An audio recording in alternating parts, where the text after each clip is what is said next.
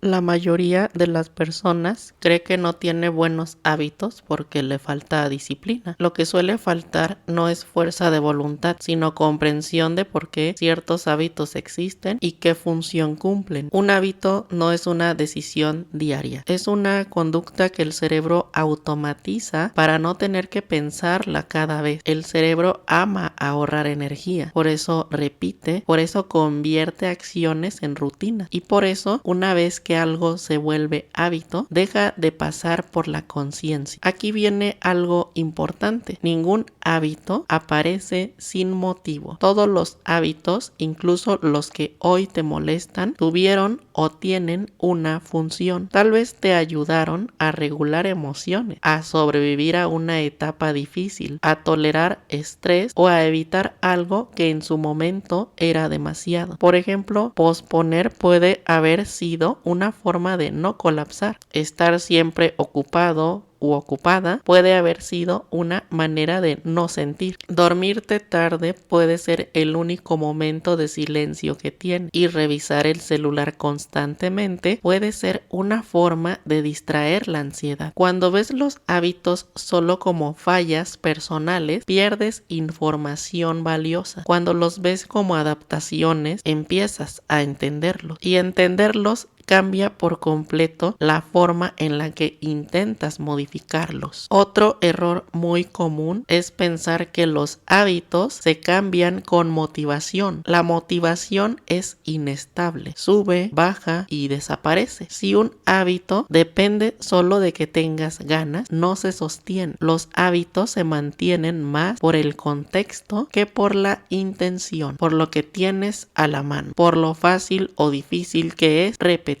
una acción, por el entorno que refuerza esa conducta. A veces queremos cambiar el hábito, pero dejamos intacto el escenario que lo provoca. Queremos concentrarnos, pero vivimos rodeados de interrupción. Queremos comer mejor, pero no tenemos opciones reales disponibles. O queremos descansar, pero no soltamos el trabajo ni siquiera mentalmente. Ahí no falla la persona, falla el sistema en el que está intentando cambiar. También es importante decir algo incómodo. El juicio no cambia hábitos. Hablarte mal no te vuelve más disciplinado o disciplinado. Castigarte no te hace constante. La culpa no educa al cerebro. De hecho, el cerebro bajo culpa y estrés busca alivio inmediato, no cambios a largo plazo. Y muchas veces el alivio inmediato es justamente el hábito que quieres eliminar. Por eso, cuanto más te atacas por repetirlo, más se refuerza el ciclo. El cambio real empieza cuando sustituyes el juicio por observación. En lugar de decir otra vez lo hice, puedes preguntarte qué estaba pasando justo antes. ¿Qué sentí? ¿Qué necesidad apareció? Eso no es justificarte, sino que es mapear tu experiencia. Y sin mapa no hay cambio posible. Otra idea que suele sabotear mucho es el pensamiento de todo o nada. O lo hago perfecto o no sirve. El cerebro no aprende así. Aprende por repetición gradual. Un hábito no se consolida porque un día lo hiciste perfecto, sino porque lo repetiste suficientes veces en condiciones similares. Hacer algo 2 veces por semana ya es información nueva para el sistema nervioso. No es poco, no es fracaso, sino más bien es aprendizaje. También hay que decirlo con claridad. No todos los momentos de la vida son momentos para crear hábitos nuevos. Cuando estás agotado o agotada emocionalmente, en duelo, saturado o sobreviviendo, pedirte grandes cambios puede ser una forma más de exigencia. En esos momentos, sostener lo básico ya es un logro. Comer, dormir lo que se pueda, fuerza, levantarte y funcionar. Eso también cuenta como autorregulación. No siempre es tiempo de crecer, a veces es tiempo de resistir sin romperte. Si aún así quieres trabajar tus hábitos, hay algo clave: no empieces por el hábito más difícil, empieza por el más fácil, por el más pequeño o por el que menos resistencia genera. El cerebro necesita experiencias de logro, aunque sean mínimas. No necesita demostraciones heroicas. Cambiar un hábito no es convertirte en alguien distinto, es ajustar una conducta para que hoy te cuide más que antes. Algo que casi nunca se toma en cuenta es el tiempo que tarda el cerebro en confiar en un cambio. No confía rápido. Aunque conscientemente quieras algo distinto, el sistema nervioso evalúa si ese cambio es seguro. Si no lo siente así, va a resistirse, y esa resistencia no siempre se nota como rechazo, a veces aparece como olvido, cansancio repentino o falta de constancia. No es autosabotaje consciente, más bien se trata de protección. Por eso muchos intentos de cambio se sienten forzados, no porque la persona no pueda, sino porque el cuerpo todavía no está convencido de que esa nueva conducta es sostenible. El cerebro aprende más por evidencia que por promesa. Necesita comprobar con el tiempo que el nuevo hábito no va a generar más desgaste del que ya existe. También es importante entender que los hábitos no cambian en línea recta. Hay avances, retrocesos y pausas. Pensar que cada recaída borra lo aprendido es otra trampa mental. El cerebro no pierde lo que ya integró. Aunque un hábito se interrumpa, queda una huella, y retomar suele ser más fácil que empezar desde cero, aunque no lo parezca. Otro punto poco hablado es que cambiar hábitos implica duelo. Duelo por la versión de ti que funcionaba de cierta manera. Incluso los hábitos que no te gustan te daban algo. Por ejemplo, estructura, alivio, identidad y control. Soltarlos puede generar incomodidad, vacío o incertidumbre, y eso también forma parte del proceso. No todo cambio se siente bien al inicio. A veces, cuando alguien no logra sostener un hábito nuevo, no es porque no pueda, sino porque ese cambio amenaza un equilibrio interno que todavía necesita. En esos casos, insistir solo aumenta la tensión. Escuchar esa resistencia en lugar de combatirla suele ser más efectivo. Por eso, trabajar hábitos no es imponer reglas externas, sino negociar contigo, ajustar expectativas, hacerlos compatibles con tu vida real, no con una versión idealizada de ti mismo. Un hábito que te exige ser otra persona difícilmente va a durar. Y quizá lo más importante es que no todos los hábitos tienen que ser optimizados. No todo tiene que servir para producir más, rendir más o exigirte más. Algunos hábitos pueden existir simplemente para sostenerte, para darte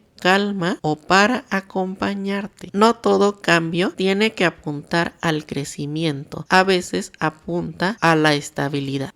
Antes de continuar, si este episodio te está siendo útil o te hizo reflexionar en algo, puedes apoyarlo con 5 estrellas o un pulgar arriba, según la plataforma donde me escuches. Y si quieres seguir en contacto, me encuentras en Facebook como Maestra Dalia Alexia o en Instagram como Dalia Alexia Montero. Ahora sí, continuamos.